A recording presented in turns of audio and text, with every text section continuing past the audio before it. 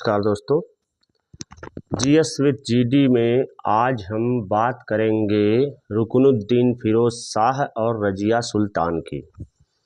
अगर अभी तक आपने हमारा चैनल सब्सक्राइब नहीं किया है तो इसे ज़रूर सब्सक्राइब करें और शॉर्ट और लंबे वीडियो ज़रूर देखें। हम बात करेंगे रुकनुद्दीन फिरोज शाह की, जो कि 1236 में दिल्ली का शासक बना। इल्तुतमिश ने अपनी पुत्री रजिया को गद्दी सौंपने की इच्छा व्यक्त की थी और वह अपनी मृत्यु से पूर्व इस बात की इच्छा रखी थी कि उसकी मृत्यु के बाद रजिया को दिल्ली सल्तनत की गद्दी सौंप दी जाए। इसका बड़ा लड़का यानी कि इल्तुतमिश का बड़ा लड़का जो नसरुद्दीन महमूद था, नसरुद्दीन महमूद की मृत्यु पहले हो चुकी थी और जबकि छोटा लड़का रुकनुद्दीन फिरोज वह दुर्बल और अक्षम व्यक्ति था। नसरुद्दीन महमूद की मृत्यु के बाद ही इल्तुतमिश ने भारत में मकबरे की परंपरा शुरू की थी और पहली बार सुल्तानगढ़ी का मकबरा बनवाया गया था नसरुद्दीन महमूद की याद में। तुर्क अमीर और महिला जो थे वो तुर्क अमीर सरदार एक महिला को शासक होते नहीं देख सकते थे, इसलिए तुर्क अमीरों ने फिरोज शाह की माता शाह तुर्कान की अगुवाई में रुकनुद्दीन फिरोज को दिल्ली की गद्दी पर 1236 में बैठा करके सुल्तान घोषित कर दिया। जबकि वास्तविक सत्ता जो थी वो दिल्ली की, वह अभी भी रुकनुद्दीन फिरोज की मां शाह तुर्कान के हाथ में थी और शाह तुर्कान ने इल्तुतमिश के एक और बेटे कुतुबुद्दीन को अंधा करवा दिया और अंधा करवाने के बाद उसकी हत्या कर दी ताकि उसके पुत्र का रास्ता एकदम से क्लियर रहे। प्रशासन में बहुत ही भ्रष्टाचार हो गया, जनता में असंतोष हो गया, अत्याचार बढ़ने लगा जनता में।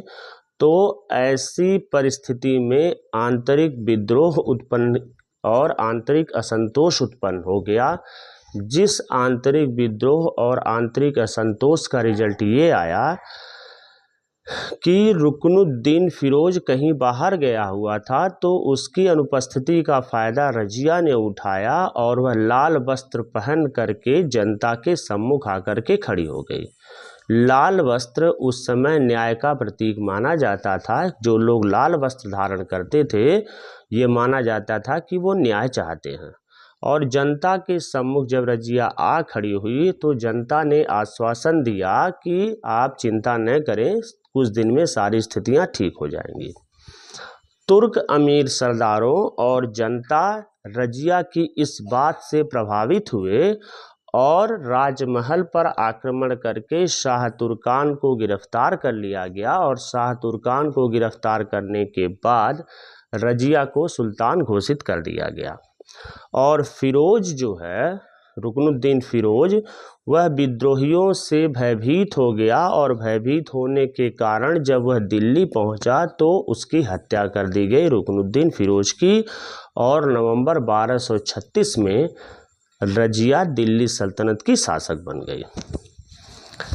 अभी तक का जो शासन था वो इल्तुतमिश के बाद रुकनुद्दीन फिरोज का था। अब दिल्ली की सत्ता आ गई है रजिया सुल्तान के पास, जो कि 1236 से लेकर के 1240 तक दिल्ली की शासक रही। रजिया वह दिल्ली की गद्दी पर बैठने वाली पहली और आखिरी मुस्लिम शासिका थी। न उससे पहले कोई मुस्लिम शासिका दिल्ली की गद्दी पर बैठी थी और ना ही रजिया के बाद कोई मुस्लिम शासिका दिल्ली की गद्दी पर बैठी। रजिया ने क्या किया कि सैनिक वेशभूषा धारण करना शुरू कर दिया और वह पर्दा प्रथा को उसने त्याग दिया। पर्दा प्रथा को त्यागने के बाद वह खुले मुंह से दरबार में जाने लगी और कुबा और कुलाह धारण करने लगी। कुबा और कुलाह क्या होता है?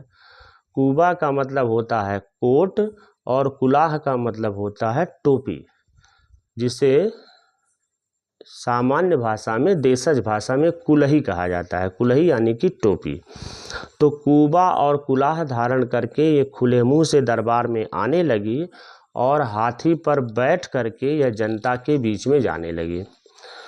तो मध्यकाल में एक मुस्लिम शासिका जब इस तरह की परिस्थितियों में आती है तो जो तुर्क सरदार थे उनको ये बात बहुत बुरी लग रही थी। तो तुर्क सरदार इससे नाराज रहने लगे और रजिया को भी ये पता था कि तुर्क सरदार नाराज हैं, इसलिए उसने कूटनीति से काम लेना शुरू किया और अमीर वर्ग के अंदर एक फूट डाल दी।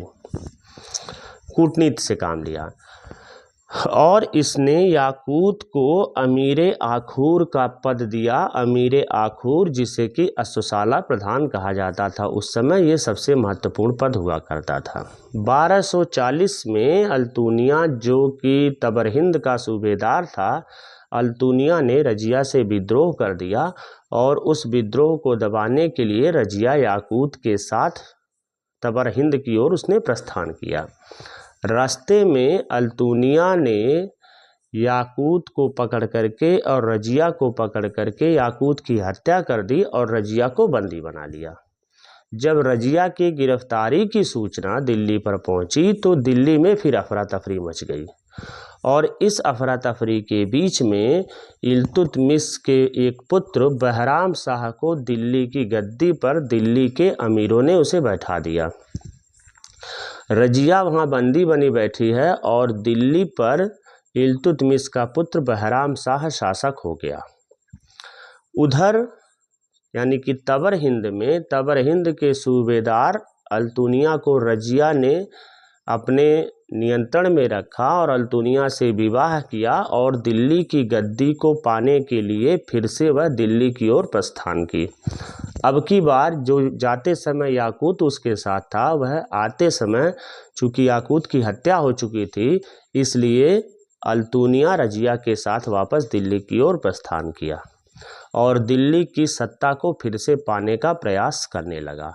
परंतु कैथल के समीप वो पहुँचे थे तो कैथल के समीप रजिया और अल्तुनिया की हत्या कर दी जाती है और यूँ जो है 12 अक्टूबर 1240 को रजिया की हत्या होने के बाद दिल्ली पर मुइजुद्दीन बहराम शाह का शासन हो जाता है 1240 में, जो कि चलता है 1242 तक।